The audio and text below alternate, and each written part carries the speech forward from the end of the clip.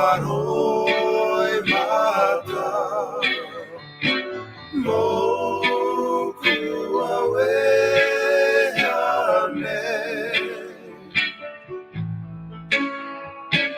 katangi tonu au ki akwe kahoki mai ano maringino maroi mata moku aweane maringino maroi mata moku aweane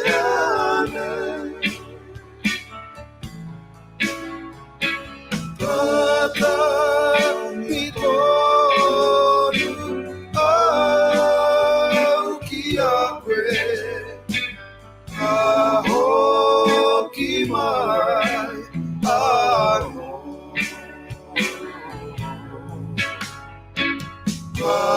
maringino maroi mata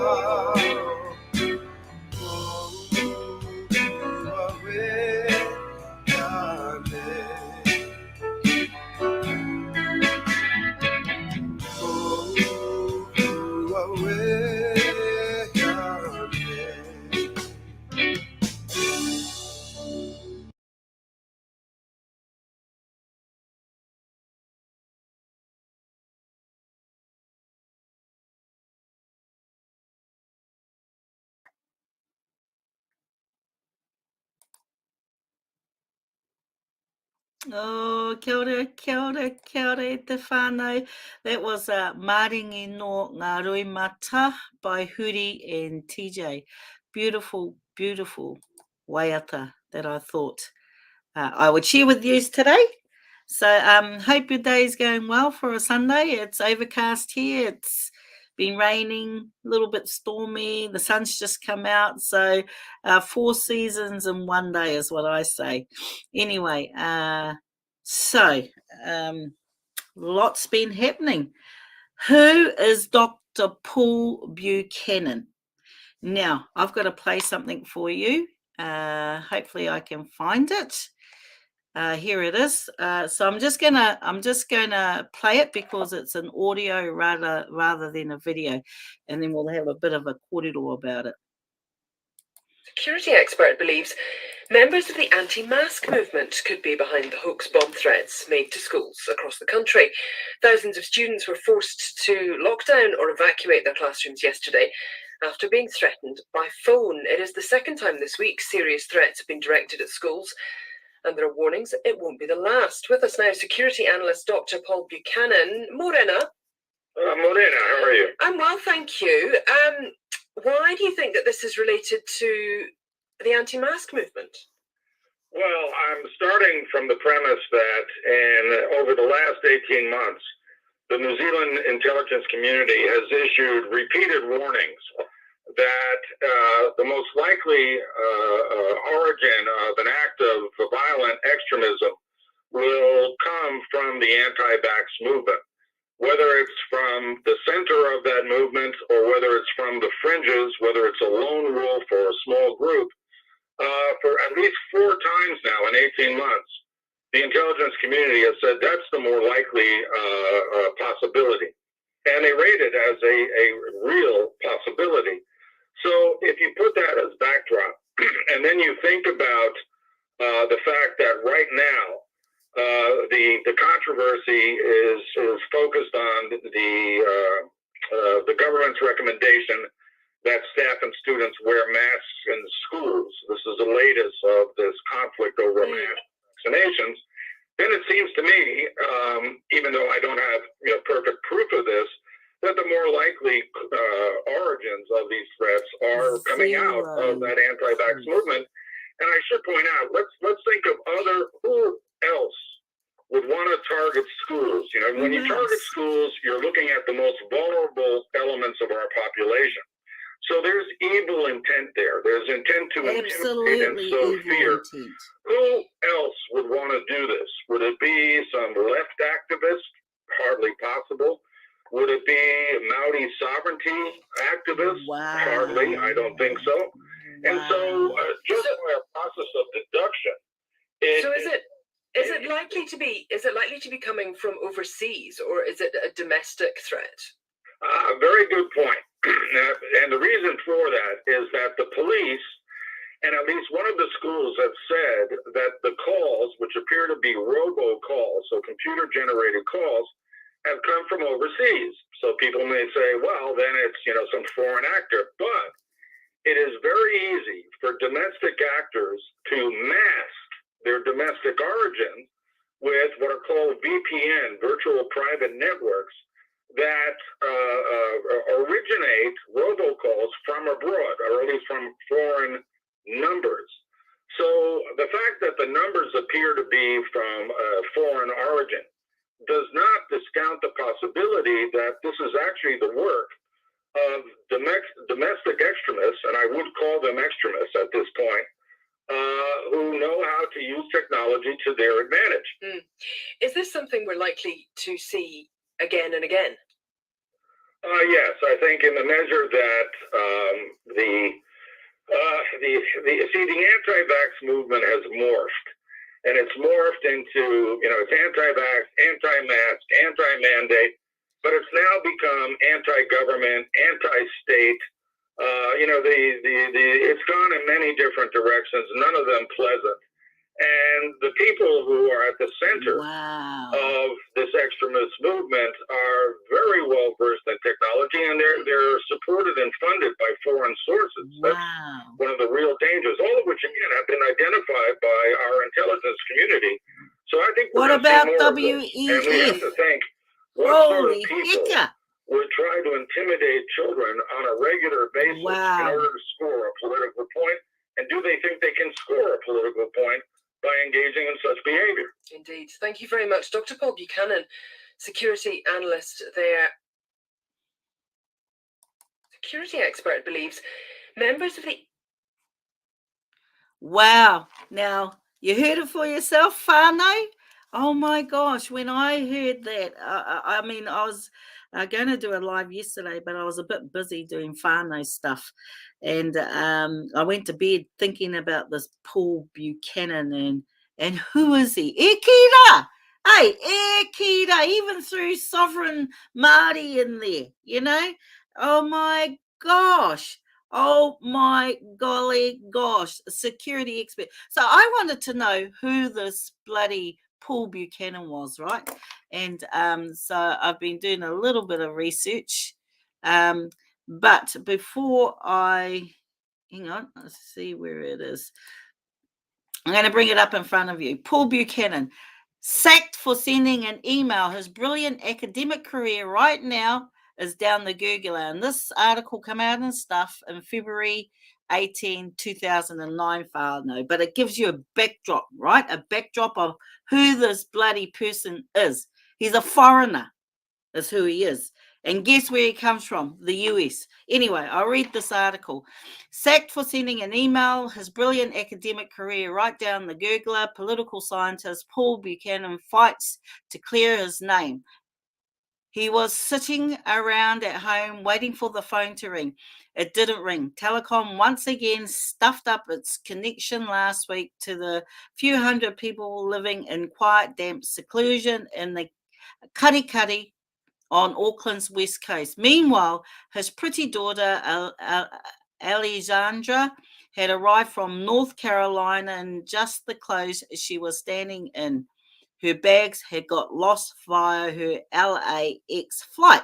In short, I immediately had the feeling on Thursday when I met Paul Buchanan, 53, unemployed, in disgrace for a private moment of rash behavior made excruciatingly public, that he was living through one of those times in your life where if anything could go wrong, it would go wrong, right? This is 2009, whānau.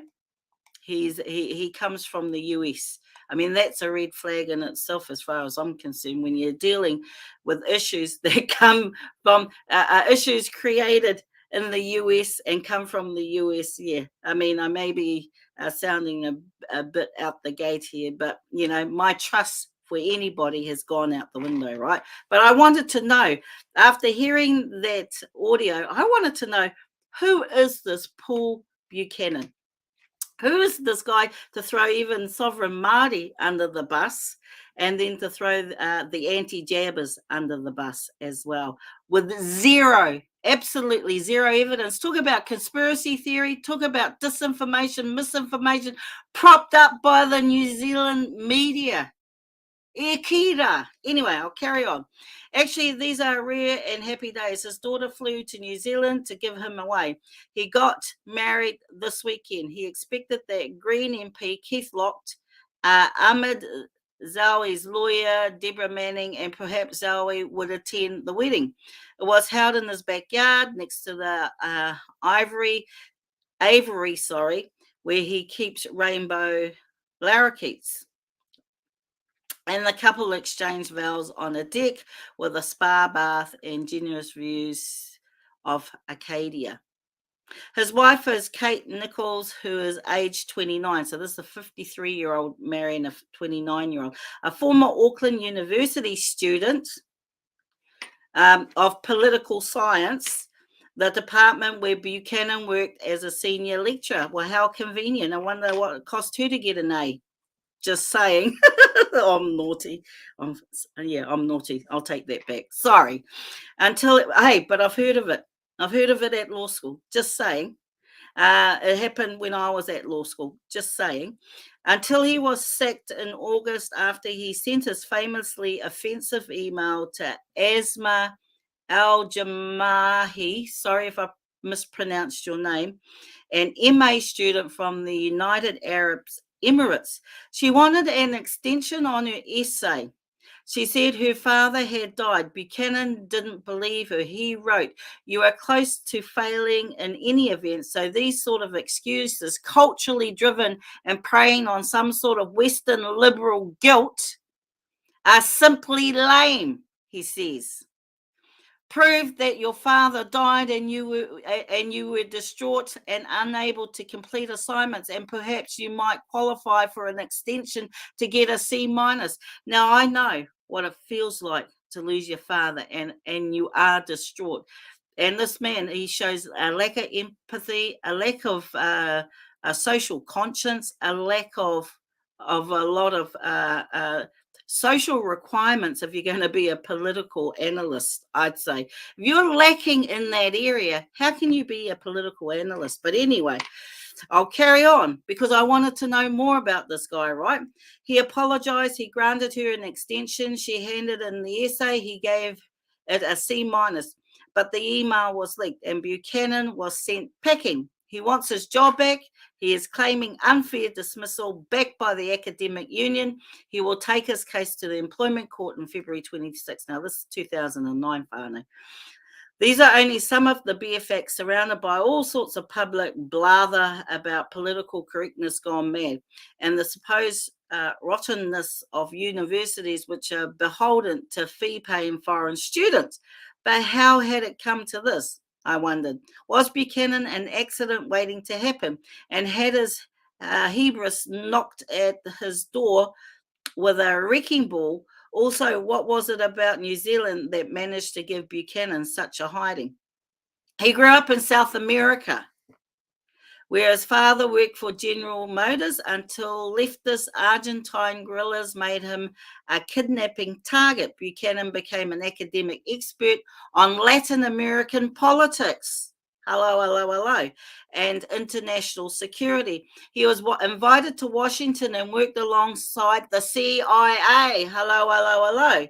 He started teaching at Auckland University in 1997. His 10 years here have been what might be described as vocal. Buchanan was regularly in demand as a media commentator on security issues, especially the Zoe case.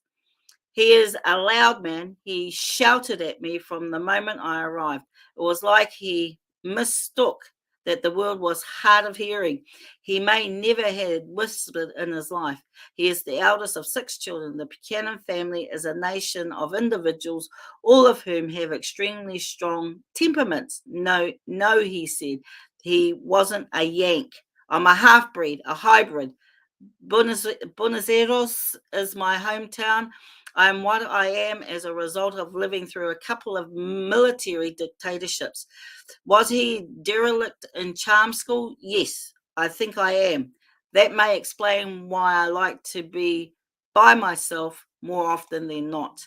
Does he regret coming to New Zealand? No, not for a moment. The best decision I've made in my middle life was to immigrate here, recent events notwithstanding. So he's a foreigner. He's a guest in our country, and yet he is the be all end all when it comes to security risks in New Zealand.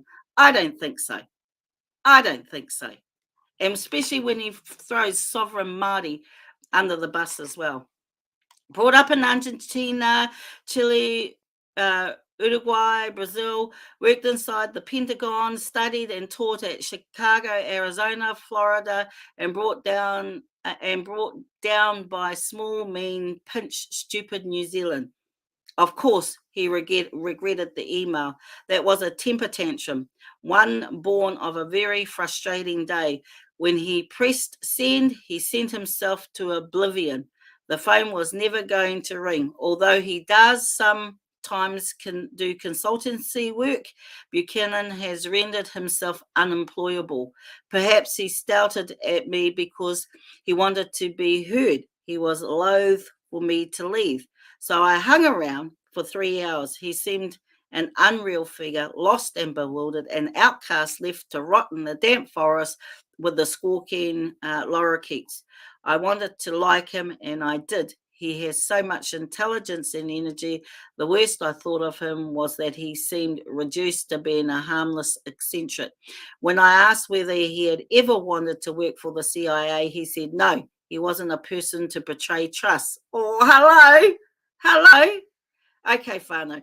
I'm going to copy that, and I'm going to put that. There's a bit more on this article, but I'm not going to bore you with it. But I just wanted to give you a sense of who this guy is, right?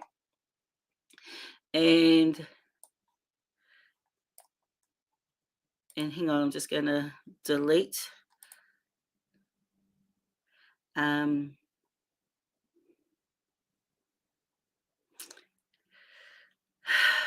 So, not whānau, I'm just trying to get back to you.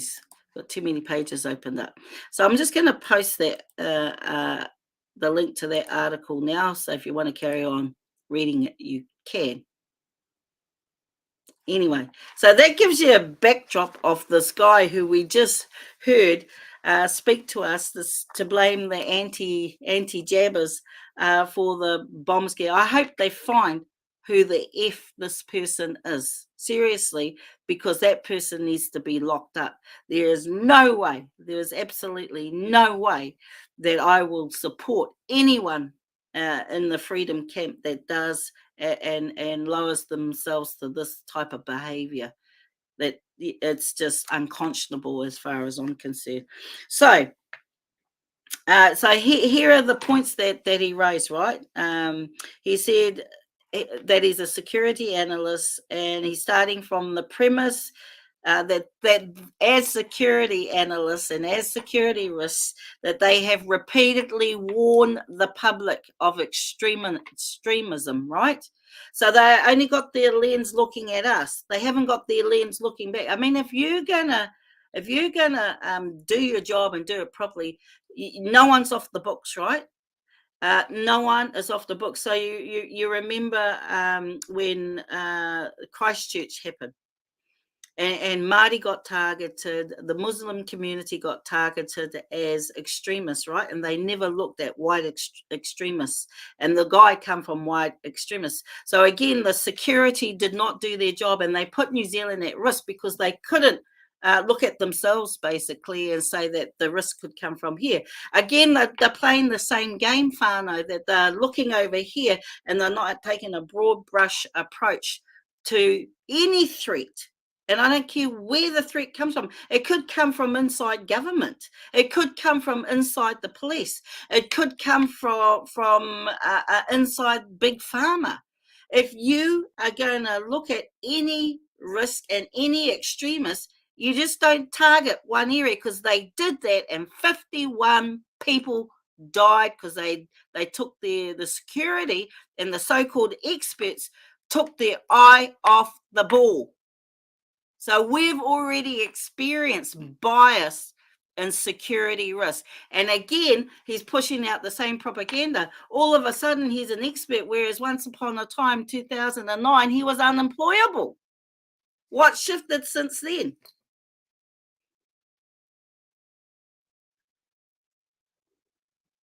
What's shifted since then?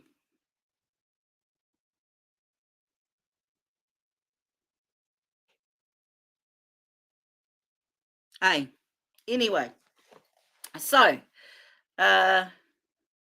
he said extremists are going to come from the anti-jabbers, and I find that absolutely diabolical comment. Absolutely diabolical, possibly from sovereign Māori, but I don't think so. I find that absolutely diabolical, and all our Māori activists need to pressure this government and pressure this guy.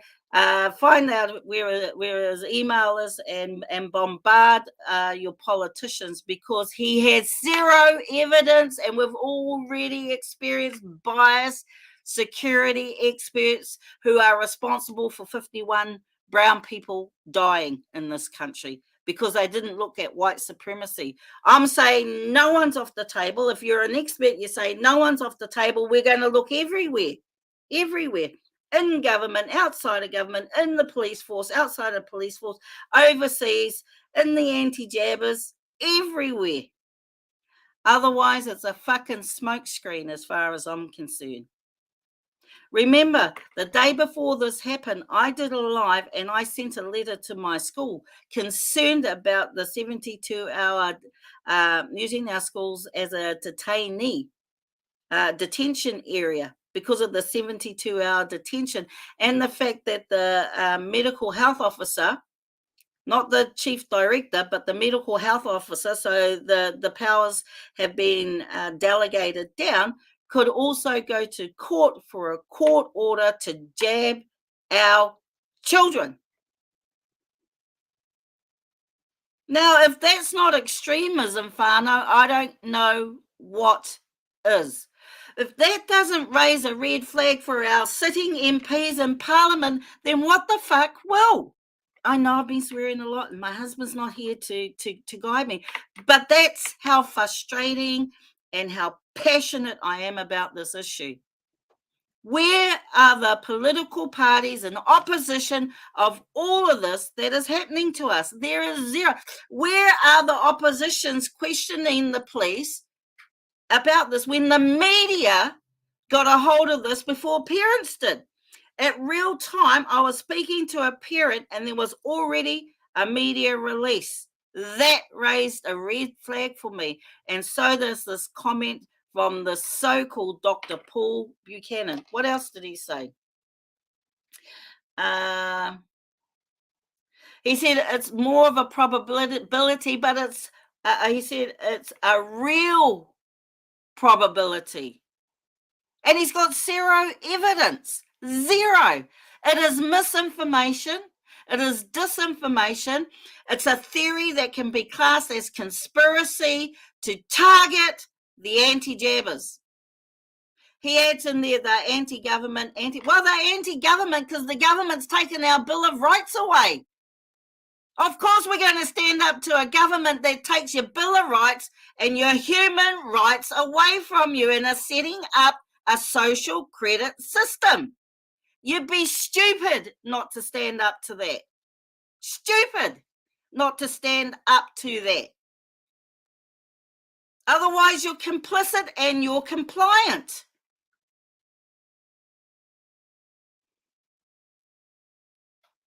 Where is the political opposition to all of this.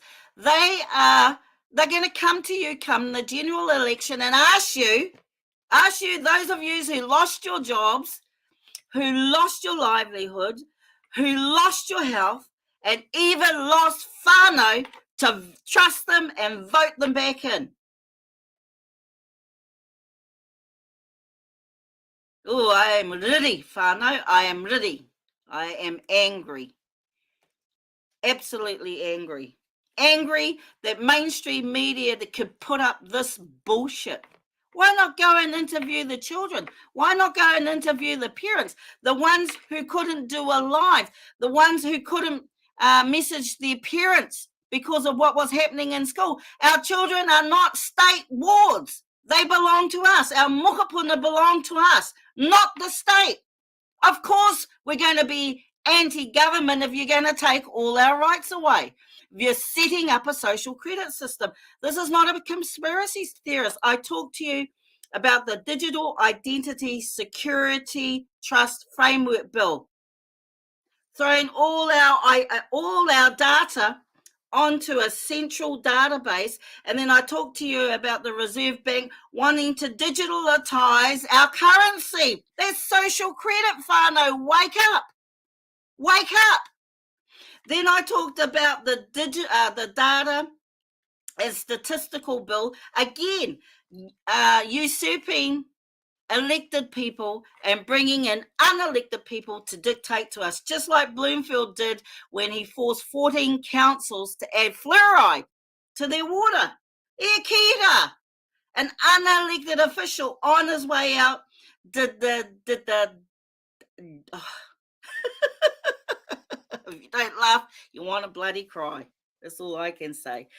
Did his damnedest on the way out to show his tyrannical traits, and he got a standing ovation, for fuck's sake.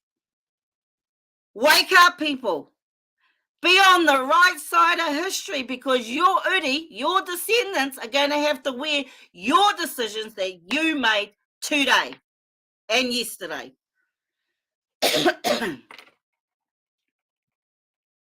E ki ra. E ki ra. So here's what the police are saying, right, about the origin of phone threats made against 30 schools. And Buchanan says, that they can make it look like it comes from overseas, and it could come from within New Zealand. What did he say? Is it likely to come from overseas? Some foreign actors. Well, he talks about and hey, you know me, I'm not an IT whiz, but he talks about the virtual private network where numbers appear to be from foreign outlets, right? So it makes it look like it's coming from overseas. But he's, what you can see what he's trying to do, He's trying to target the anti-jabbers. And, he was saying, they were anti-mandates, they were anti-government now, anti-blah, blah, blah, blah, blah, anti. Well, because one by one, for 2.5 years, our rights have been stripped. We've been forced into mandates. We've been coerced, take the money, honey, or run. Basically, if you don't take the jab, you lose your livelihoods. You've heard of people that have become homeless, children that have become homeless. You get treated like second-class citizens if you're vaccine injured. And these are the ones that waved their flag and said, I trust you, I believe you when you say it's safe and it's effective. My father was one of them. And now look where he is. And I'm fucking angry. You cannot make those statements that Paul Buchanan made without looking behind what all of that means. Paul Buchanan, since you're such a fucking expert. You can't allow what happened in Christchurch with the mosque. You cannot allow history to repeat itself by only targeting one community, because they only target Māori activists, which I'm sure I was on the top of the list then too. They only target Muslim communities and other poor brown communities. They didn't target the white supremacists. And who shot and killed 51 brown people was a white supremacist. They didn't learn from that. And now you've got Paul Buchanan repeating the same bullshit. And I'm angry. I'm angry.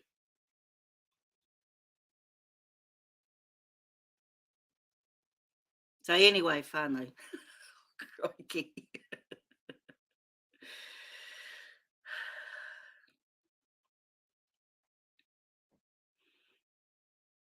Anyway, it's a righteous fight that we're dealing with. It is good versus evil. And that act, that bomb scare against our children is an act of evil. That's one thing I agree with them about.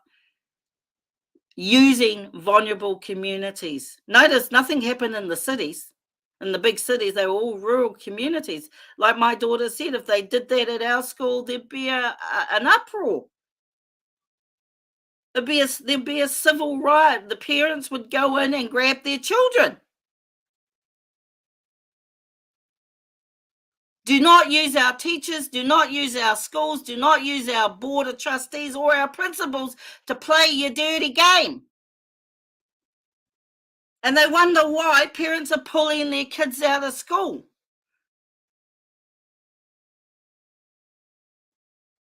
A day after I did my live and sent that letter, and I've sent my letter out, heaps of yous have asked for it, and it's there. I've been trying to look at a way of posting that letter up on in a Word document so that all of yous can get access to it, but I can't seem to find that button or that ability on my Facebook page. So sorry, whānau, just message me and I'll send a link straight through to you.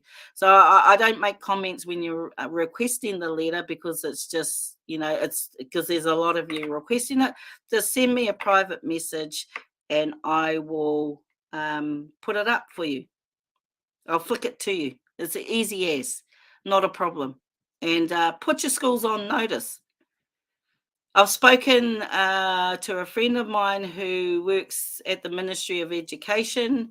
I highlighted my concerns and asked what to do because I'm going to put the Ministry of Education on notice, and so should all you parents, not just me. Grab my letter and then send it to the Ministry of Ed because they're not going to use our schools, they're not going to use our boards, and they're not going to use our principals to do their dirty work. Yes, we want to keep our children safe, but no, we don't want to use our schools as detention centres. E kira. E kira.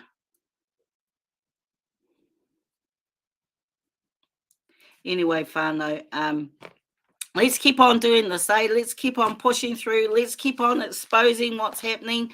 Thank you all for sharing the information. I've got plenty of researchers out there. You all know I'm running for mayor as well in Hamilton City Council, and I'm also running for the Māori ward. So, I'm just going to keep on fighting for what I believe in. I'm a principled person. Doesn't make you a popular person with those that are in power, but who cares? I don't care. They've taken away the most important thing to me, and that's my father. Murder by state. I'm going to call it what it is, murder by state.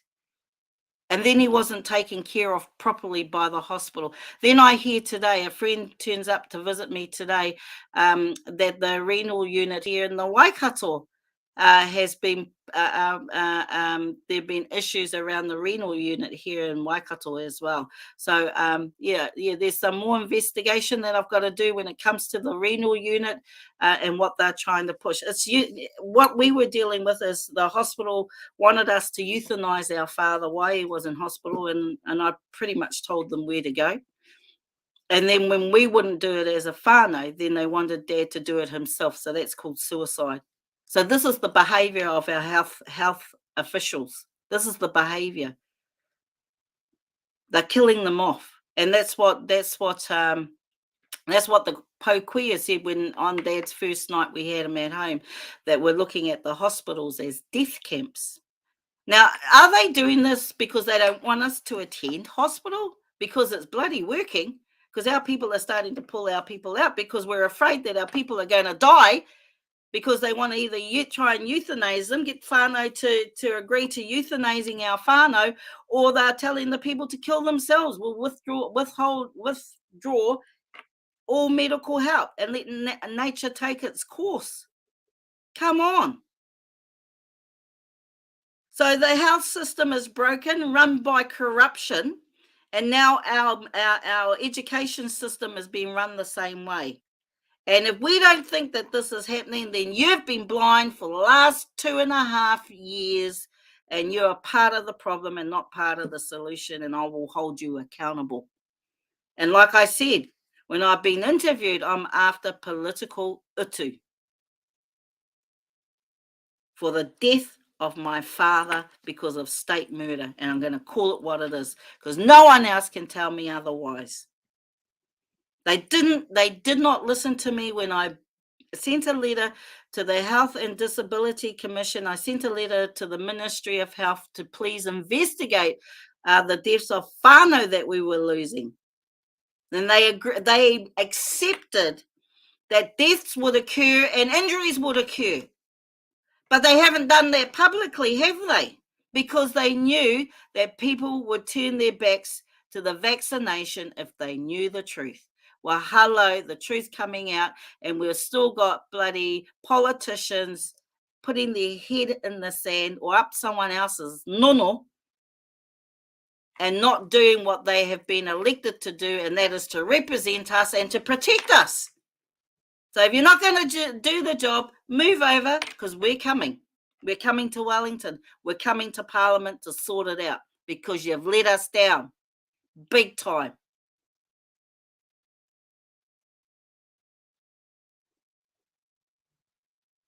Not going to do your job, fuck off. That's all I can say. Sorry. Crikey. Ekida, sorry for the cussing. As my husband said, it's not becoming of me, but hey, it's become me, because I'm so angry and I'm so frustrated, and it just shows the passion behind. You know, my father's literally given me political wings. Literally given me political wings. They say that anger is part of the grieving process. Well, no. You know, if Dad had died through his comorbidities, I could accept his death. You know what I'm saying? But he didn't. He died because of his vaccine injuries, and that makes it harder to accept. And he didn't get the care that he deserved, that he rightfully deserved, because he paid his taxes all his life. He retired only a few years ago, and he did not get the proper care. And I'm coming after Taranaki DHB, and I'm coming after the government. Here's the problem. If you make a decision as a member of Parliament, you are exempt from any criminal prosecution. And I think we need to change the law on that. Murder is murder, whether you do it as a member of Parliament or you do it as an individual. Murder is murder. Manslaughter is manslaughter. I did not see in the Crimes Act where murder and manslaughter, you're exempt from that because you're a member of Parliament. I thought we were one in front of the law. Well, obviously not, because I have not seen politicians being held accountable for the deaths of, under MedSafe, the deaths of over 3,000 people temporarily associated to the jabs. 3,500 people. 3,500 people that have serious jab injuries. And that's only 5% of the recorded, because it's not mandatory to record. Remember, it's still an experimental jab. It's not a vaccination in the true sense of the word. It's a hazardous toxic substance under the Environmental Protection Agency rules.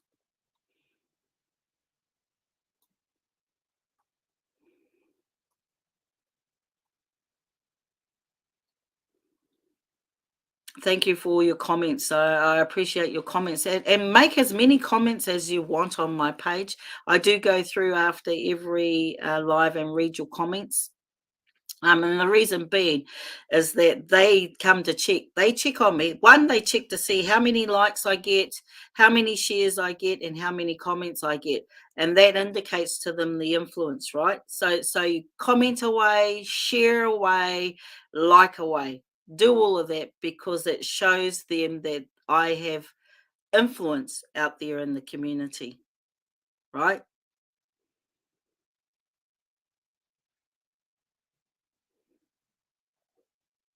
Anyway, whānau. Maybe, did I delete the waiata? I have. I was going to say maybe I should play a waiata on the way out. Oh, no. Sorry. I have got a video for you. I was going to sign out. I forgot. I've got a video ready for you, so I'm going to mute. Please let me know if you can't hear it, right? Let me know if you can't hear it. It's my favorite commentator, Russell Brand, and let's have a little bit of a kōrero what he says after his recording. I'll mute and then I'll share.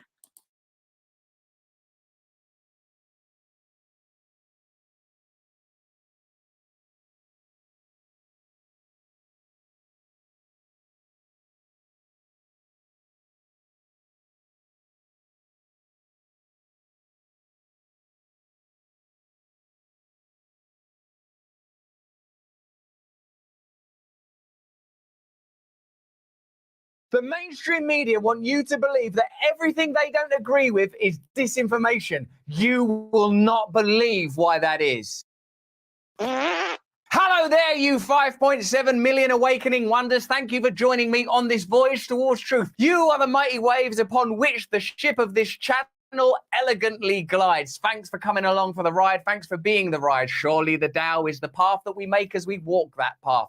Man, I've got a lot of things to tell you, but before I tell you any of that, please subscribe to this channel if you don't subscribe yet and turn on the notification bell so that we can glide and glide past that algorithm and its snide moves to keep us down. We have to remain on top. We make videos every single day and we want you to see them because we are amplifying the voice that you give us. We are feeding back to you the truth that you have long understood. We made a video last week with Aaron Mate in which he talked about disinformation and propaganda and narratives around the Ukraine and Russia war. You may have seen there was some pushback around it, a little bit of blowback and stuff. In this video, he addresses directly the charges that the mainstream media have made against him. Oh, he's spreading disinformation. He's spreading lies. He talks about that and he talks about why it is. Fundamentally, the mainstream media think that you are stupid and that you are incapable of forming your own opinion. They want to control the information that you are given, but I think that we're bound to disagree with one another on certain subjects.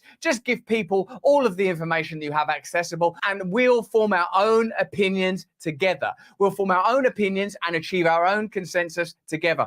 In this video, Aaron Mate says some amazing stuff. He talks about how if you disagree with someone and you can call them an anti-Semite, for example. Aaron is, of course, Jewish himself. So he talks about how the charge of anti-Semitism is often used to stifle and shut down debate, and that happened in British politics in a way that you'll find pretty fascinating in a significant way when there was an anti-establishment movement rising in this country a couple of years back. It's going to fascinate you. You'll love it. He talks about how he was accused by the mainstream media of being a disinformation spreader and how he handled it. And he talks about, generally speaking, how the mainstream media and big business support one another in allegiance with the state to prevent ordinary people having any impact on the democratic process. Stay to the very end of the video because you're going to feel like you've had a lecture from an informed person who understands how the establishment works by the end of it. Let us know what you think in the comments below and stay with the video to the very end. I'll see you on the other side. Because you are a Jewish man, I assume, because your father is, and because you've written a lot and spoken a lot about Palestine. And because you have been called, I think, by The Guardian, a conspiracy theorist and the most prolific spreader of disinformation on Syria, I wonder what you think of the kind of use by the mainstream media of the charge. Let's use the example of anti-Semitism and the kind of the use of these very damning and hateful terms, which refer to very damning and hateful beliefs. How do you think these systems are deployed by the, let's call it, centre-left, neoliberal mainstream media? Well, how do you feel about that personally and particularly? And how do you think that such a thing can ever be? I've spoken a lot about Palestine. on the democratic process. Stay to the very end of the video because you're going to feel like you've had a lecture from an informed person who understands how the establishment works by the end of it. Let us know what you think in the comments below and stay with the video to the very end. I'll see you on the other side. Because you're a Jewish man, I assume, because your father is, and because you've written a lot and spoken a lot about Palestine, and because you've been called, I think, by The Guardian, a conspiracy theorist and the most prolific spreader of disinformation on Syria, I wonder what you think of the kind of use by the mainstream media of the charge. Let's use the example of anti-Semitism and the kind of the use of these very damning and hateful terms, which refer to very damning and hateful beliefs. How do you think these systems are deployed by the, let's call it, centre-left, neoliberal mainstream media? Well, how do you feel about that personally and particularly, and how do you think that such a thing can ever be countenanced? Because in the end, along with his own party, these are the charges that ultimately led to the downfall of Corbyn and to the kind of annihilation of the part of the Labour Party, which for those of you listening in America is kind of our sort of left-wing and working class supporting party. How can they be countenanced or challenge these kind of views in this kind of culture where this misinformation, disinformation, censorship mentality is increasingly taking hold? The aim of these insults, anti-Semitism, conspiracy theorists, when they're false, I mean, some people are anti-Semitic and they deserve to be called anti-Semitic, but when these insults are used to undermine criticism of Israel or to destroy Jeremy Corbyn's working class movement, the aim of them is to make people beyond the pale so that you can't even let them enter the arena of debate. You can't let Jeremy Corbyn and his supporters enter the arena of debate because you're already dismissing them as anti-Semites. And this is a major crisis that they have to address before they can even be in the arena.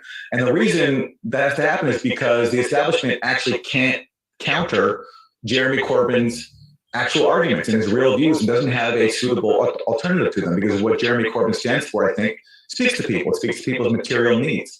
And so to undermine that, you have to come up with ways to delegitimize them.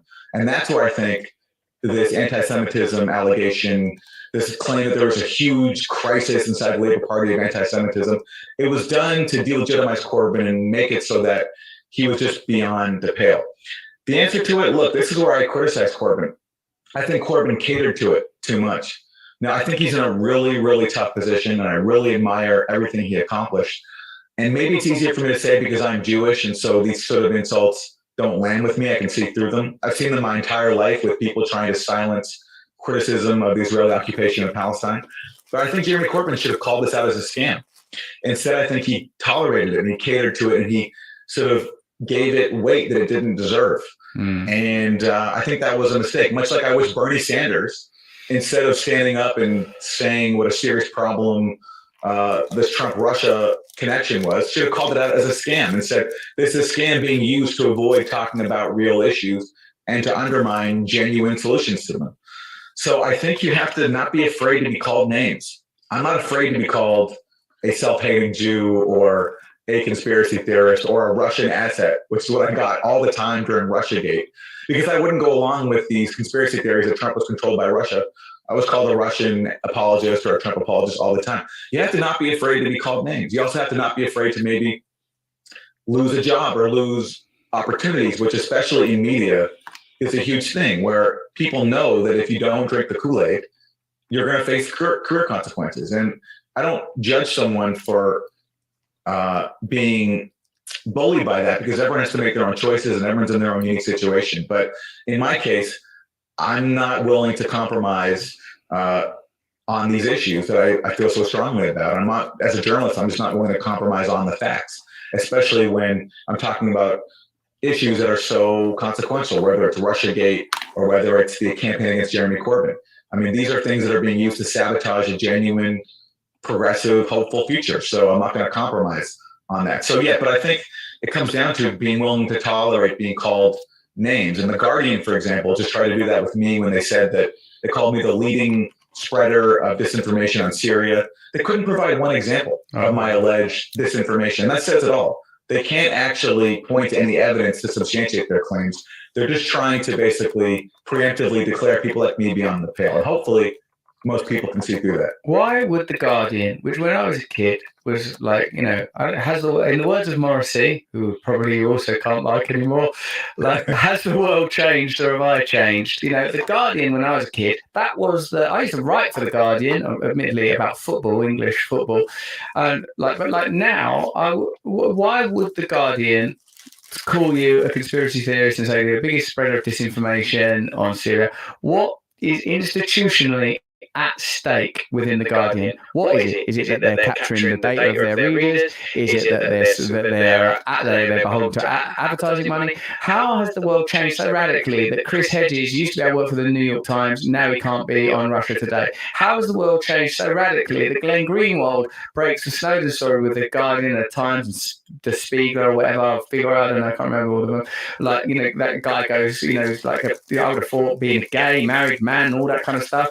These are the kind of cultural credentials, not to mention the professional and journalistic credentials, that would mean that you're like a lifelong hero. How do these people go to being called just, you're like a racist or you're right wing or whatever? What is at stake for The Guardian or the New York Times or CNN or MSNBC or, like, you know, take it wherever you want to go in terms of those mainstream media outlets? What are they protecting? What is their agenda? Why are they so keen to spread these kind of slurs? Well, something has changed at The Guardian, I think, in the last decade, where after they published the Snowden leaks, the UK National Security State came down very hard on them and even forced The Guardian went along with this, to destroy the hard drives containing the Snowden leaks.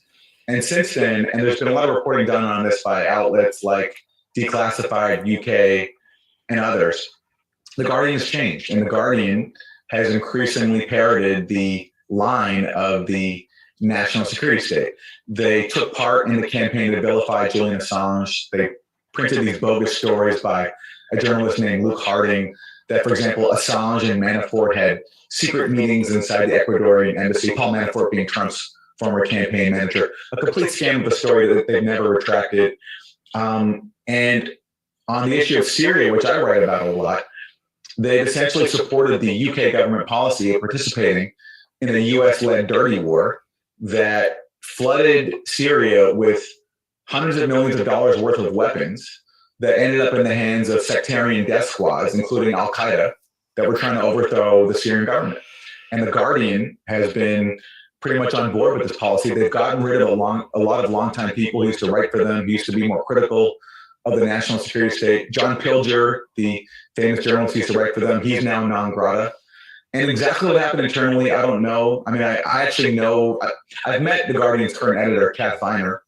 She wrote a great play a long time ago about Rachel Corrie, the young American woman who was killed by Israeli bulldozers in the occupied territories as she was trying to save a Palestinian home from being demolished. And, you know, she was a progressive person when I knew her, but now she presides over an outlet that constantly parrots the state line on serious foreign policy issues, constantly demonizes critics of the state line, Julian Assange and Jeremy Corbyn, and takes part in these disinformation campaigns against independent journalists like myself. So they just printed this article calling me the top spreader of disinformation on Syria.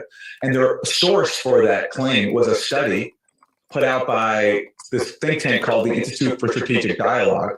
What they didn't mention is that this study, first of all, provides no evidence for any of its claims that I spread disinformation, and also is funded by governments that were belligerent in the Syria dirty war, including the US and the UK. And the reason they're going after me is because for a while now, I've been reporting on this huge scandal that really lifts the mask off of a lot of the propaganda that we've gotten around Syria. And that is a scandal with the OPCW, the Organization for the Prohibition of Chemical Weapons. And basically, the story is that in April 2018, the US, UK, and France accused Syria of committing a chemical attack in the town of Douma. And there was video footage put out by insurgents showing dozens of people killed. And there was gas cylinders at the scene. And the allegation was that Syria had dropped gas cylinders on Douma. And so the US, UK, and France bombed Syria based on this allegation. And the OPCW, the chemical watchdog, went in, got on the ground, and did an investigation. And about a year later, they came out with a report that essentially aligned with the US-led narrative that Syria had committed a chemical attack. But then we got a really explosive series of leaks from inside the OPCW that showed that the actual inspectors who went to Syria found no evidence of a chemical attack, wrote up a report laying out their findings, and their report was doctored and censored by senior officials to align with the US-led narrative.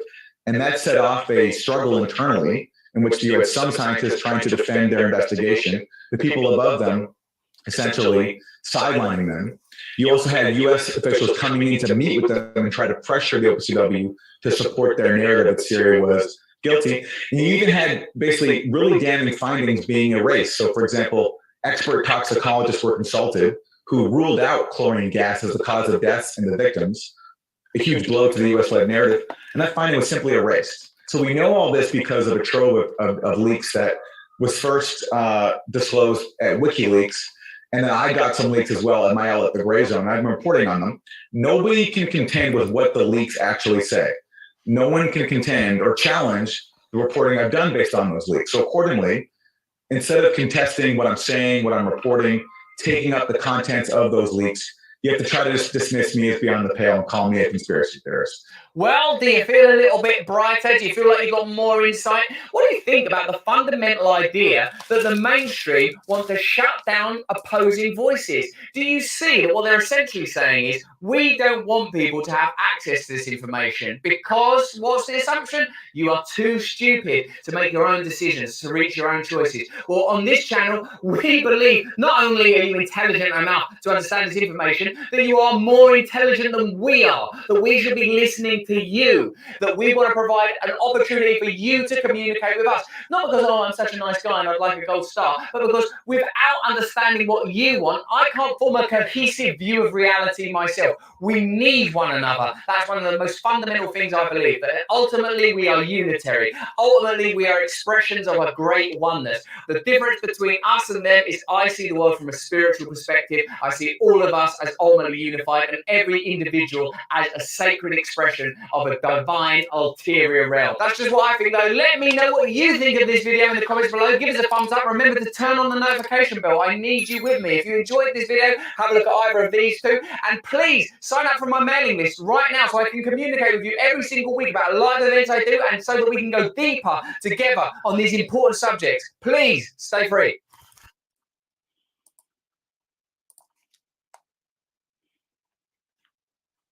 Wow, great. And it was a sort of a great way to come into someone who's talking about, you know, an expert who says that he doesn't care, nor do I, to be honest. I don't care what people call me anymore. It's not even about that. They can call me whatever they want. You know, it's the old saying when you were growing up, sticks and stones will break my bones, but names will never hurt me. Well, literally, sticks and stones will break my bones and names will never hurt me. And you know, if you want to get into this space and be a leader in this space, you've got to be able to just let that shit wash over you. And it doesn't. Maybe once upon a time, maybe 2 years ago, you know, when we were all just like, gosh, now what's happening? Your puku knew something was wrong, but you didn't quite have all the evidence that you had. You know, you were the first ones, the tip of the spear that were going out there, and you didn't quite have the data and the information, but you were starting to collect stuff, starting to listen. It was our overseas experts. It was the likes of Dr. Brian Artisan and those experts that put their whole careers on the line. Here in Aotearoa, Dr. Matt Shelton, you know, those ones that were putting their careers on the line. They were the ones that were that are the real heroes, actually. And there's many of them, absolutely many of them, and. You know, I think it's important that sometime in the future that these courageous doctors, because they put, you know, it takes years to become a doctor. They were practicing for years and they knew something was wrong, and they used their medical expertise to peel away at the layers. And then when they found out there was corruption involved, they let the world know. So let's not forget our heroes. Who are our heroes? Who have put everything on the line for a better future for our tamariki, our mokopuna. And then you got the likes of me with a legal background, and you know, I tend to have a legal lens on everything. looking at our constitutional makeup and just the erosion of our that's important. That's just as important as the medical issue, right? And now we're moving into the educational space. And I don't know of any parent or any teacher that would agree to using our schools as a detention centre for 72 hours, that would agree to allow the state to come in and get a court order to jab our children. I don't know of any parent that deep down would agree to that. I may be wrong. I may be wrong. But hoi anō, I just thought that was brilliant. A good way to end this live, I guess. And Russell said ultimately he's a unitary. He believes in unity. He believes in the sanctity of life. That's what he believes in. I do too. I believe in the sanctity of life. I believe that you have mana, I have mana. Your children have mana, my children have mana. Your mokopuna have mana, my mokopuna have mana. Your parents have mana, my parents have mana. Your grandparents have mana, my grandparents have mana. The sanctity of life. You tell me whether or not this government believes in the sanctity of life. You tell me whether or not this government believes in the sanctity of Papatuanuku. Just, with Bloomfield's last act of fluoridating or forcing 14 councils to fluoridate. Now, those politicians, and mark who they are, that support the fluoridation and you don't, get them out. Stand up against them. Don't be afraid to stand, because this is our democracy. This is our whenua. We have a right to have a say what happens on our whenua. Okay? Okay.